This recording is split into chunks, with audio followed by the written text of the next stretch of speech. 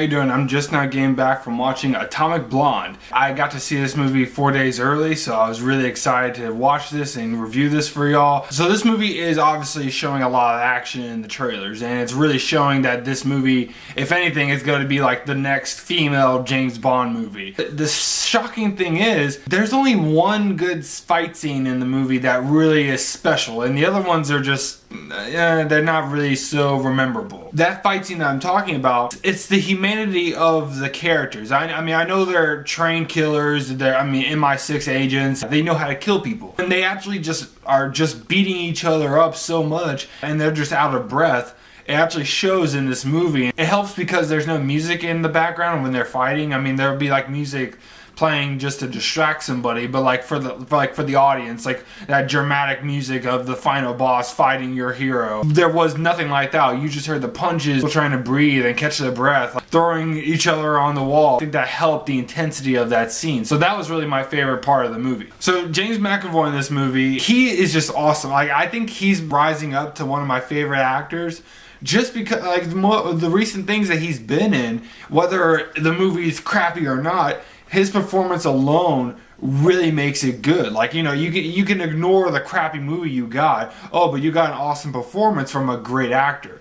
And again, he does it in this movie. So the main story for this movie is that Lorraine is an MI6 agent. And she's sent to Germany to know more information on a death of a fellow agent and also retrieve a list of double agents. And this list, apparently, everyone's looking for it, so whoever gets it is just marked for death. Now, the way this movie is told, it's told by an interrogation scene that you can kind of see in the trailers. Now, Lorraine is being interrogated by an English agent and an American agent being played by Toby Jones and John Goodman. I don't know if I like that style. I don't know if I like that choice to tell the story like that, because it felt, for me, it felt like the movie Domino, and it felt like the beginning of Black Mass. Like movies like that where they have to have the beginning, a character or maybe the main character in an interrogation room, and that's how they tell the story to the audience.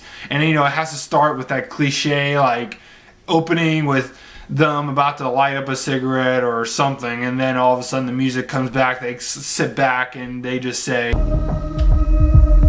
"Where do we start?" I really wasn't a fan of that. Like when I saw that in the movie theater, I was just like, oh, they're going with the interrogation storyline thing. I don't know if I like that. And just one thing that I hate about this movie that I really could not stand was when Lorraine is doing some fight scenes. It's not in every fight scene, thank God. When she's fighting in a couple fight scenes, there'll be moments when, you know, obviously there'll be your generic slow-mo shots, and it'll make her look cool. Still, like, you don't see who she's shooting at. It'll just be her pointing the gun, and that's it. And then, like, I'm just like, well, who are you shooting at?